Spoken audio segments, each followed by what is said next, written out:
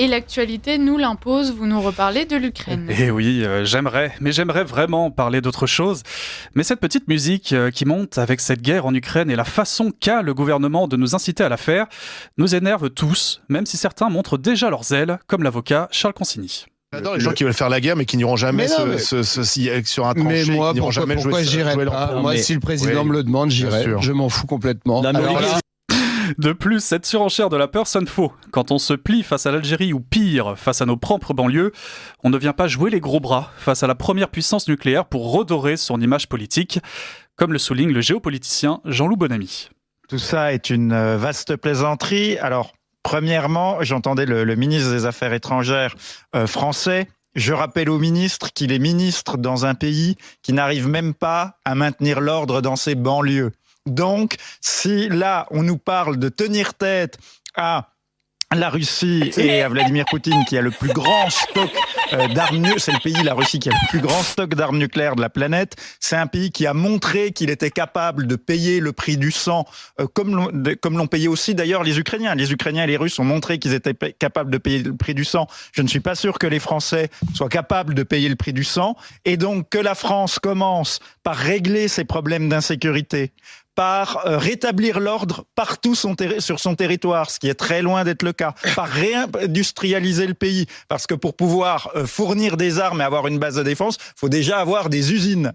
Qu'elle commence aussi par remettre de l'ordre dans ses finances publiques pour pouvoir financer cet effort de défense. Et après, une fois qu'on aura remis de l'ordre à l'intérieur du pays, peut-être qu'on pourra être sérieux et respecté à l'extérieur. Mais tant qu'on n'est pas capable d'assurer la sécurité aux portes de Paris, sur le chemin qui va du métro ou du RER jusqu'au Stade de France, eh bien, en fait, on se tait. Et pour renforcer un peu le clou de cette stratégie de la peur, une information pour le moins déroutante a été dévoilée par un journaliste sur CNews. J'ai appris à midi un truc qui m'a sidéré, c'est qu'on a demandé à la SNCF de prévoir des trains ambulances pour rapatrier du front des blessés. Voilà ce que l'on m'a dit à midi. On vérifie. De sources tout à fait sûres. Bon. Et on leur demande aussi de vérifier bien tout le transport, éventuellement de matériel, jusqu'à la Roumanie, où on a un détachement qui est sur place avec un peu d'armement. Donc, des trains d'ambulance, voilà ce qu'on demanderait, ce qu'on demande. Je peux vous dire que la personne qui me l'a dit, c'est pas un rigolo de cirque. On va finir par savoir avec qui vous avez déjeuné. Non, mais c'est comme le déjeuner. Des trains d'ambulance. Donc, si vous voulez, je sais pas. Mais ils vont finir par nous emmener à la guerre, surtout. Ils vont finir par nous emmener à la guerre. C'est ça qui est dingue. Elle m'a quand même, elle est surprenante. Et cette peur est un excellent moyen de faire avancer des mesures sociales ou budgétaires extrêmement impopulaires chez les Français, comme le président du MEDEF qui lance l'idée de décaler l'âge de départ de la retraite pour financer l'effort de guerre. C'est ce qu'a fait le Danemark. Le Danemark, qui malgré tout a un excellent budgétaire, là on a 6% de déficit, le Danemark a décidé de reporter à 70 ans l'âge légal de départ en retraite pour que l'économie finalement sache financer un effort de guerre. Donc, avec l'argument de l'effort de guerre. Avec l'argument de l'effort de guerre, explicitement. Alors, je suis pas en train de vous dire qu'il faut porter à 70 ans l'âge légal de départ en retraite en France, mais ça veut dire qu'il y a un consensus dans le pays et une conscience partagée que cette situation très grave nécessite des moyens exceptionnels. Et nous qui avons l'habitude que nos chers dirigeants s'assoient sur la volonté populaire pour imposer leur agenda, nous verrons maintenant jusqu'où ils sont prêts à aller avec cette guerre que les Français ne veulent pas faire, selon l'analyse d'Henri Guénaud. On ne peut pas faire la guerre si le peuple n'est pas d'accord, s'il n'y a pas une cohésion nationale forte. Or, aux États-Unis, il n'y a pas une majorité d'Américains qui ont envie de faire la guerre pour l'Ukraine ou pour d'ailleurs nulle part dans le monde. Et c'est pareil en Europe. La différence, c'est que Trump, avec tous ses défauts, moi j'ai vraiment aucune admiration pour la personnalité de Trump ni pour sa façon de se comporter. Mais il parle au nom de ses électeurs et d'une majorité de l'opinion américaine sur ce sujet, en tout cas. Les dirigeants européens ne parlent au fond qu'au nom d'eux-mêmes. Personne, il n'y a pas eu d'élections qui se sont jouées là-dessus. Il y a une déconnexion en Europe entre les politiques et la société, la population, qui est devenue un gouffre abyssal. Et 2 mois après le décès de Jean-Marie Le Pen, replongeons-nous un petit peu sur une archive de 2014 où le fondateur du Front National décryptait déjà ces tensions qui existaient entre la Russie et l'Europe. La Russie n'est pas l'Union soviétique. Faire croire que Poutine, c'est Staline, c'est jouer sur les mots. Mais elle n'est plus menaçante pour les franges de l'Europe que vous défendiez pour l'Europe de l'Est ? C'est l'Europe qui joue à provoquer la Russie. Et en particulier dans l'Ukraine, qui est un pays où la Russie est née, je me permets de vous le rappeler. Et moi j'ai dit dans cette affaire, c'est une affaire de famille, c'est comme dans un divorce d'amis, il ne faut pas s'en mêler, autrement on se fait 2 ennemis mortels, un de chaque côté. Je dis c'est une affaire de famille entre la Russie et l'Ukraine, c'est à eux de régler. Alors beaucoup dénonçaient déjà cette prise de position à l'époque, mais au moins Jean-Marie Le Pen avait de la constance. Pas comme un certain Jacques Attali qui a complètement changé de discours d'après cette archive de 2015. Est-ce qu'il faut armer les Ukrainiens ? Les aider à se battre tout seuls, au moins ? Je ne pense pas que ce soit une bonne solution. D'abord parce que on ne sait pas où iront ces armes à la fin. Ensuite, comment peut-on reprocher aux Russes de les aider, d'aider les autres si c'est là. Mais alors on fait quoi ? Vous dites que les sanctions économiques, on n'ira pas faire la guerre. Les sanctions économiques, c'est pas très efficace. Armer les Ukrainiens. Quel est le meilleur positionnement ? Il faut avoir une hiérarchie des combats. Notre combat principal, c'est pas contre la position de la frontière entre l'Ukraine et la Russie. Notre combat principal, c'est contre l'islamisme fondamentaliste et le terrorisme qui est derrière.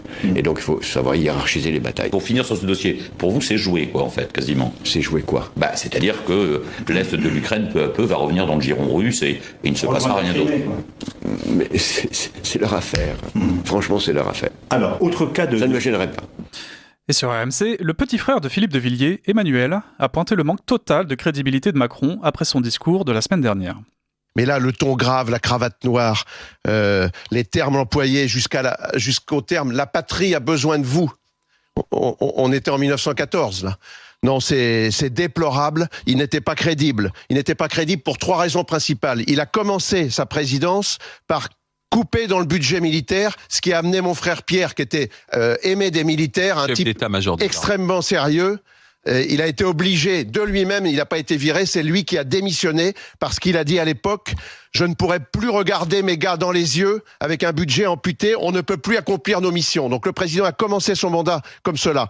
En second lieu, le président, au moment du Covid, avait commencé ses allocutions aussi en répétant « Nous sommes en guerre ». À partir du moment où il a dit ça pour le Covid, il est plus crédible pour parler de guerre parce que la guerre, c'est autre chose que le Covid, malheureusement, même s'il y a eu des morts, même si c'était un grand mal. Et puis enfin, le président qui termine son allocution en prestidigitateur en disant « On va doubler l'armée, mais ne vous inquiétez pas, on n'augmentera pas les impôts ».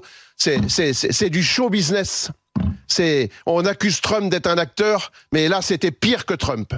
Et un ancien ministre qui, jusqu'à aujourd'hui, ne faisait plus parler de lui, a tenu à prendre la parole pour dénoncer la folie va-t-en-guerre du président qui met gravement en danger notre pays. Hervé Morin. J'ai trouvé le discours sur le fond inutilement inquiétant et excessivement inquiétant. Aller dire que la menace aux frontières, c'est la menace russe, c'est une menace. Voilà. Ce qu'il a dit sur les interventions russes, sur nos réseaux, etc., tout ça est juste. De là à dire que les Russes sont aux frontières de la France, pardon, ils sont même pas capables d'écraser les Ukrainiens.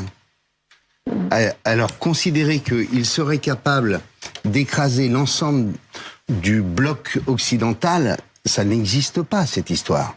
Et une autre archive, cette fois sur la chaîne YouTube Thinkerview, où l'historien Emmanuel Todd alertait dès 2018 sur l'échec, voire l'incompétence totale d'Emmanuel Macron sur le plan géopolitique. Il y a un niveau d'irresponsabilité géopolitique chez Macron qui est hallucinant. C'est un enfant.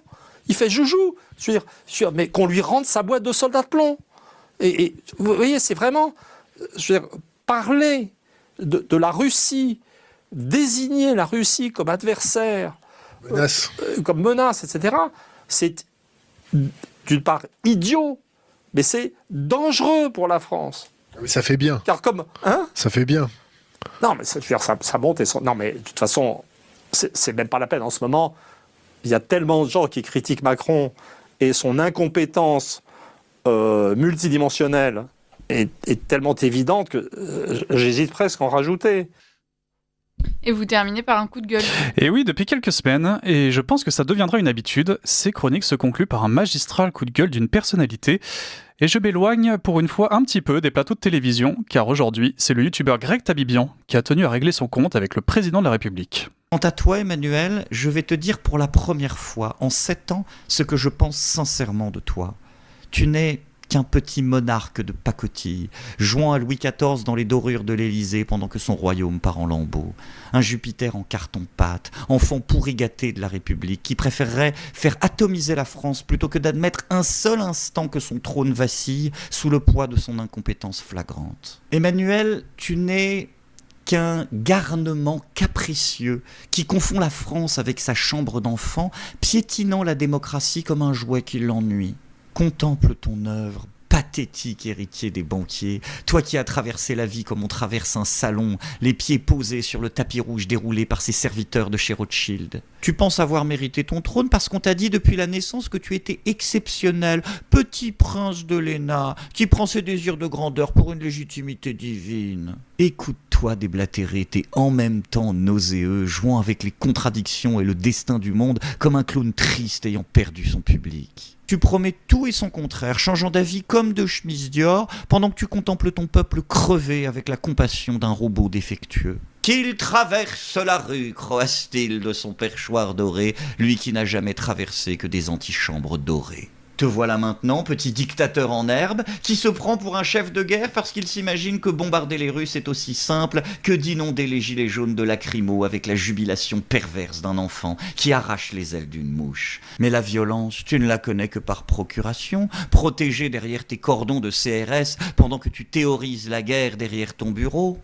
Et Greg Tabibian conclut sa charge en pointant l'immaturité manifeste d'Emmanuel Macron.